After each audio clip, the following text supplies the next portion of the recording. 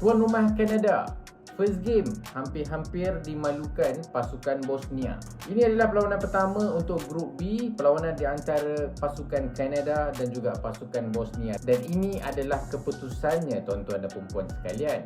Ini recap sedikit apa yang terjadi di dalam perlawanan itu. Secara keseluruhannya memang pasukan Kanada menguasai permainan sebab pasukan Bosnia ni dia punya ciri-ciri dan juga cara permainan mereka lebih kepada bertahan.